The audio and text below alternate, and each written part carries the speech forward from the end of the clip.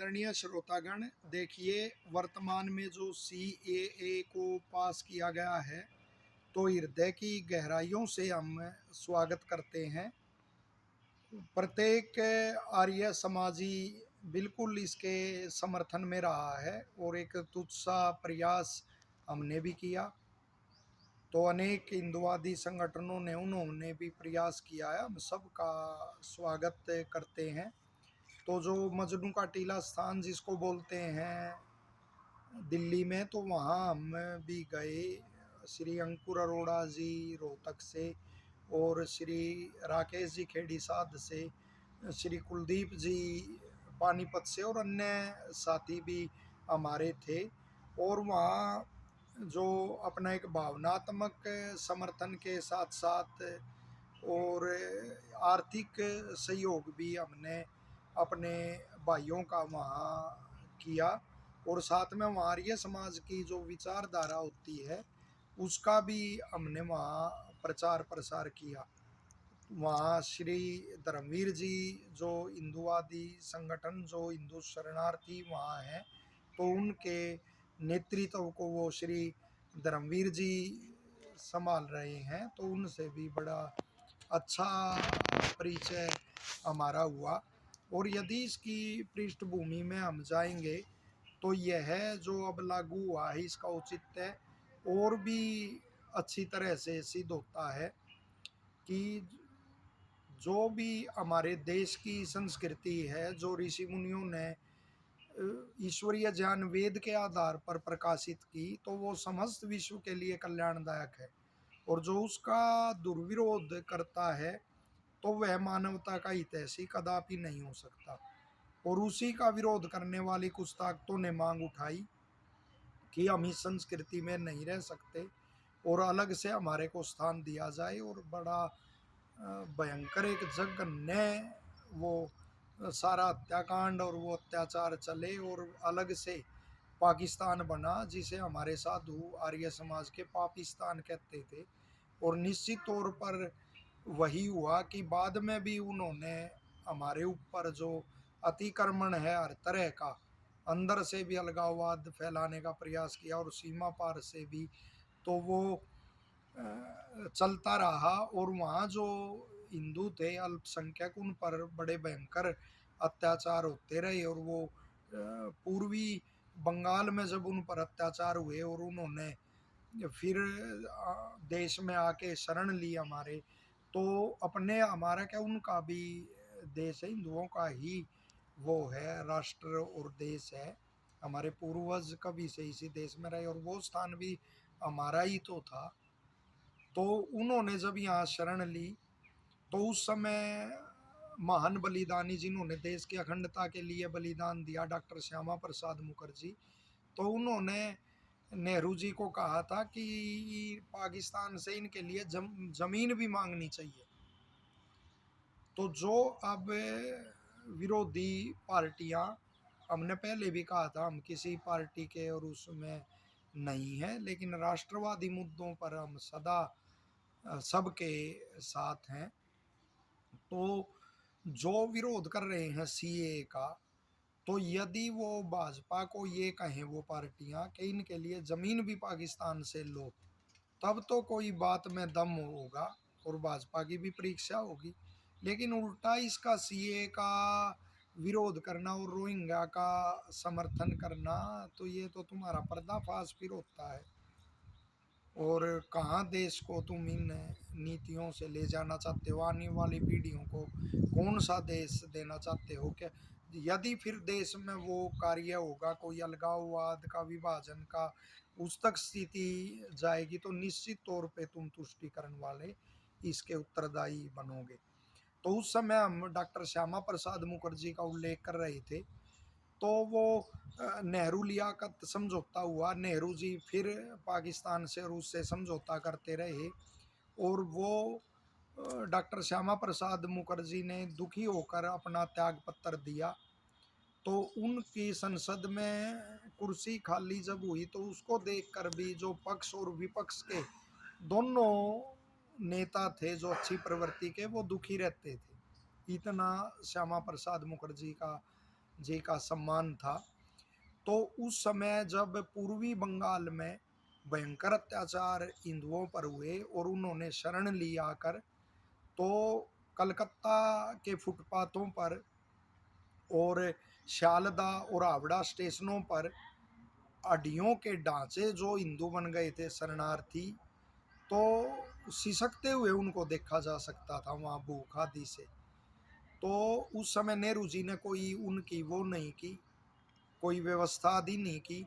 उस समय जो स्टेट्समैन पत्र निकलता था कलकत्ता से, तो उसमें एक अमेरिका के एक पत्रकार ने एक लेख दिया था कि यदि अमेरिका के राष्ट्रपति इन मानवधारी ठठरियों को इस हालात में देखते, तो वो अमेरिका के हवाई अड्डे पर नेहरू का स्वागत कदापि नहीं करते। तो ऐसी दुर्दशा उन हिंदुओं की हुई। और फिर समझौते का जो नेहरू लियाकत समझौता हुआ, उसकी डींग मारते हुए नेहरू जी ने संसद में कहा कि समझौता हो गया है, अब हमारे जो हिंदू भाई हैं वो वापिस पूर्वी बंगाल जा सकेंगे। तो उनके इस वक्तव्य को लेकर वो जानते तो थे इसका खोखलापन, लेकिन फिर भी वो मिलने के लिए गए। श्रीयुत प्रकाश वीर शास्त्री जी और स्वामी अभेदानंद जी दोनों डॉक्टर श्यामा प्रसाद मुखर्जी से मिलने गए और डॉक्टर श्यामा प्रसाद मुखर्जी को कहा कि नेहरू के इस वक्तव्य के बारे में आपका क्या विचार है। तो उस समय महाबलिदानी डॉक्टर श्यामा प्रसाद मुखर्जी की आंखों में आंसू आ गए और रुमाल से उन्होंने अपने आंसू पूछे और दोनों को कहा कि आप भी जानते हैं असलियत क्या है, कि जो यहाँ भूख से मर रहे थे जो हमारे हिंदू भाई, उन्होंने सोचा जब मरना ही है तो कम से कम अपनी पूर्वजों की भूमि पर तो जाके मरे। और श्यामा प्रसाद मुखर्जी ने कहा कि हमने उनको वापिस पूर्वी बंगाल नहीं भेजा, अपितु उनको इस्लाम की भट्टी में झोंक दिया है। और यह सुनकर श्रीयुत प्रकाश वीर शास्त्री जी और स्वामी अभेदानंद, उनकी भी दोनों की आंखें गीली हो गई। तो यही स्थिति बनी कि वहाँ फिर अत्याचार हुए और जो हिंदू शरणार्थी भाई हमारे यहाँ आए, तो उनको क्या नहीं सुनना पड़ा, किस दशा में वो थे। और दूसरा विरोधी जो विपक्ष में कुछ ऐसे लोग हैं वो आवाज उठा रहे कि सीए लागू नहीं होना चाहिए और रोहिंग्या का समर्थन कर रहे। तो कहाँ तुम्हारी बुद्धि का दिवालिया निकल गया। यदि किसी पार्टी को घेरना सत्तारूढ़ को, तो बेरोजगारी के मुद्दे पे, बढ़ती हुई महंगाई के मुद्दे पे, या जो वो स्थिति पेश कर रहे हैं एक कि इतनी वो आर्थिक शक्ति हमारी बढ़ गई, उसका खोखलापन सिद्ध करने में करो कि आय बढ़ी होगी तो कुछ व्यापारी घरानों की बढ़ी है, वरना भारत में कितने लोग ऐसे हैं जो 10,000 से भी कम उसमें आय में अब भी जीवन व्यापन कर रहे हैं। और महंगाई कितनी है और उसके अनुपात में उनकी आय कितनी है, तो अपने आप किसी पार्टी का खोखलापन सिद्ध हो जाएगा। तो उस समय जब यह स्थिति बनी थी, और तो उसका अब जो एक वो आया है, एक परिणाम सामने एक सुखद निकला सीए लागू होके। और ये धरातल पे लागू होना चाहिए सबको, उन भाइयों की, हिंदुओं की इतने वो हैं हमारे में, व्यापारी हैं और हैं, तो हर तरह से उनकी मदद और वो करनी चाहिए। कश्मीर से 370 समाप्त हुई तो वो आंकड़े आने चाहिए, कितने हमारे जो विस्थापित वहाँ से परिवार थे कितने वापस जाकर बसे, उनकी ज़मीन वापस मिली या नहीं मिली। तो ये सारे फिर धरातल पर कार्य होते हैं। और जैसे वो योगी अरविंद जी कहते थे कि विभाजन तो समाप्त होकर रहेगा, अनेकों के विचार थे। श्री प्रकाश वीर शास्त्री जी भी कहते थे कि प्रकृति अपनी सीमाएं फिर वापस ले लेगी। तो उनकी हरकत ही ऐसी है कि वो कम से कम हमारे को गुलाम कश्मीर वापस मिलाने की, और वो सबको, विपक्षी दलों को भी आवाज़ उठानी चाहिए। और साथ में हम एक आर्य समाज की जो मूल प्रवृत्ति है, तो वो यह है कि राष्ट्रवादी मुद्दों पर भी सदैव वो मुखर रहकर सदैव उनकी आवाज़ उठाकर स्वयं भी आवाज़ उठाकर दूसरा जो उठाता है उसके साथ भी मिलकर उन पर काम करना चाहिए। लेकिन जो आर्य समाज का वास्तविक स्वरूप है तो उससे कभी समझौता नहीं करना चाहिए। जो उससे समझौते करके किसी पार्टी विशेष में पींग बढ़ाते हैं बाबू लोग, वो किसी के फिर नहीं होते। वो ना उस पार्टी के होते जिसमें वो पींग बढ़ा रहे हैं, और ना आर्य समाज के वो होते। वो ऐसे मुद्दों पे और वो बोल ही नहीं सकते, पाखंड खंडन पे वो मुखर कभी नहीं हो सकते। और ऐसे कार्यों पर भी कोई राष्ट्रवादी कार्य हो वो उस पर भी धरातल पर कार्य नहीं कर सकते। वो केवल अपनी जो एक तृष्णा तृप्ति होती है वो किसी भी पार्टी में केवल उसके लिए ही जुड़ते हैं। हमने कभी जो पत्रिका आर्य समाज की निकलती है तो उसमें हम लिख देते थे, फिर तो वो हमें पक्का विश्वास है बाबू लोगों का आदेश हुआ और वो हमारे लिए लेख ही मांगने बंद किए उन्होंने। तो लेकिन हम तो फेसबुक और इसमें माध्यम से अनेकों से अब भी जुड़े हुए हैं, और ज़्यादा से और वो जुड़े हुए हैं। तो संगठन की उसकी सेवा की जब तक की, तो हम तब भी लिखते थे कि जो टीम हमने लिखा कि टीम मोदी ही मोदी को टीम मोदी ही मोदी जी को ना कभी ले बैठे, कुछ ऐसे लोग ना कभी जुड़ जाएं। वरना आज देखने में आता है कि जो मुद्दों पे राष्ट्रवादी मुद्दों पे बात कर रहा है तो उनको वो जगह और स्थान, ऐसा कोई सम्मान ना उनको चाहिए किसी पार्टी विशेष में स्थान, लेकिन उनको एक वो सहायता नहीं मिल रही। अपितु कुछ बाबू लोग पार्टी विशेष के साथ जुड़ के उनको दबा ही रहे हैं अपने उससे प्रभाव से। वरना श्री आज़ाद जी हैं, आचार्य आज़ाद जी पानीपत से, वो कितना गौओं के लिए और कोई राष्ट्रीय मुद्दे उन पर कितना कार्य कर रहे हैं, बिल्कुल मुखर होकर कार्य कर रहे हैं।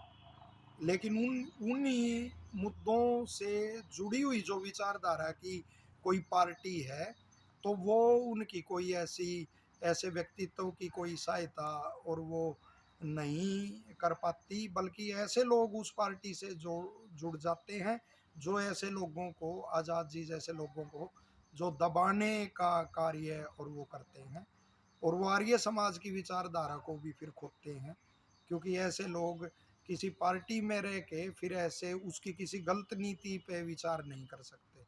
हम संगठन से जुड़े रहे, बाबू लोगों का वर्चस्व जब उस संगठन में हुआ तब भी हम जुड़े रहे, और बाबू लोग भाजपा के साथ पींग बढ़ा रहे थे, लेकिन फिर भी हमने उस संगठन में रहते हुए हम गांव में प्रचार करते थे। तो हम इस नीति का विरोध करते थे भाजपा की कि आपने कहा था तालाब बचाएंगे, तो क्या तालाब इसलिए बचाए थे कि उनमें मछली पलवा दोगे जगह जगह? हर तालाब की आज क्या दुर्दशा है गांव में।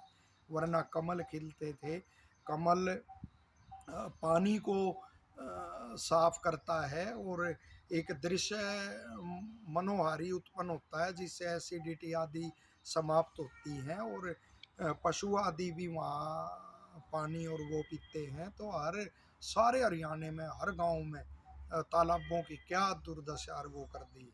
तो हम तब भी बोलते थे।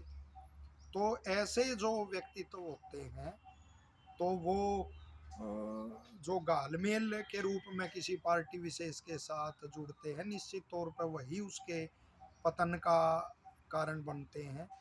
तो इसमें आर्य समाज को तो स्वयं हर कार्यकर्ता को आर्य समाज की रक्षा करनी पड़ेगी कि पौराणिक समाज का तो यह समाज का ही अंग नहीं बनता जा रहा।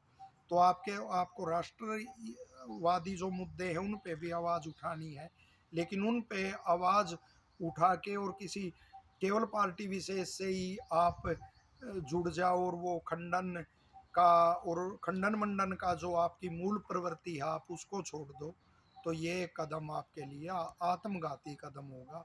और धीरे धीरे आर्य समाज वो पौराणिकता का ही एक रूप लेता जा रहा है, और बाबू लोग इस प्रवृत्ति का नेतृत्व कर रहे हैं। तो इससे बच जाओ और आर्य समाज के मूल स्वरूप को बचाओ एक बार फिर।